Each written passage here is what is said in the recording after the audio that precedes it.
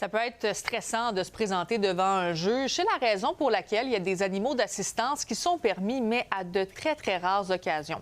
Et dans un article publié dans la presse aujourd'hui, on apprend qu'un accusé s'est présenté avec un poney d'assistance qui avait quand même été accrédité au préalable, mais le juge a refusé que l'animal entre en salle d'audience et a reporté le prononcé de la sentence de l'homme de 43 ans qui avait plaidé coupable à des accusations d'introduction par effraction. Mais bien sûr, cette affaire, ça ouvre le débat sur la présence des animaux d'assistance dans un palais de justice. Et on en discute avec le criminaliste Walid Hijazi. Bonsoir, Walid. Bonsoir. Donc d'abord, ça demeure quand même un cas quand même isolé, mais dis-moi, c'est dans quelles circonstances qu'un animal d'assistance est permis dans une salle de cour? C'est extrêmement rare. En 22 ans de pratique, essentiellement au Palais de justice de Montréal, mais dans plusieurs palais au Québec, je n'ai pas vu d'animaux. Les animaux, en principe, sont interdits au palais de justice. Les quelques fois où c'est exceptionnellement permis, il faut une autorisation d'un juge. Alors, on ne peut pas d'emblée présumer qu'on peut arriver au palais de justice avec son propre animal, son propre chien, aussi petit et doux soit-il. Oui. Ce n'est qu'exceptionnellement qu'un juge pourrait l'accorder pour quelqu'un qui en a besoin pour témoigner. Alors, quelqu'un il faut le démontrer, là, de l'anxiété, de la difficulté à témoigner, la présence d'un chien pourrait être rassurant, mais c'est pas son propre animal de compagnie domestique non plus, là.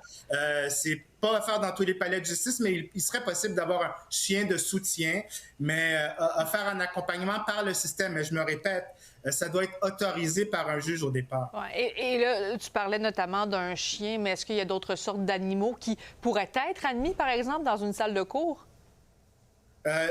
J'en imagine mal. Alors, des chiens de soutien, je sais que ça existe. Il n'y en a pas beaucoup, mais il y en a. Et c'est offert par le système et il faut demander l'autorisation d'un juge.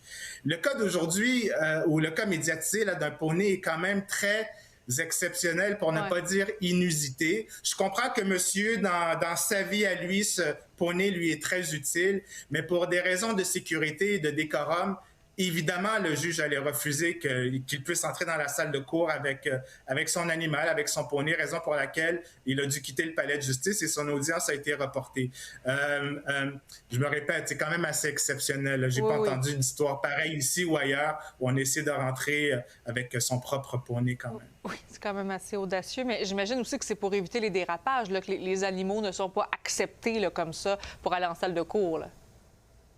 Oui, alors comme j'ai dit, au palais de justice, il y a des contraintes de sécurité. L'animal aurait dû être bloqué à l'entrée par les gardiens de sécurité.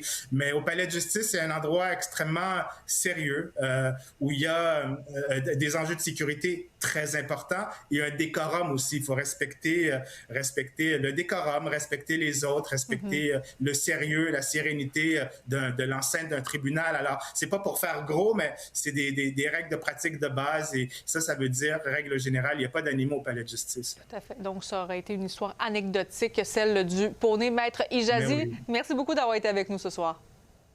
Je vous en prie.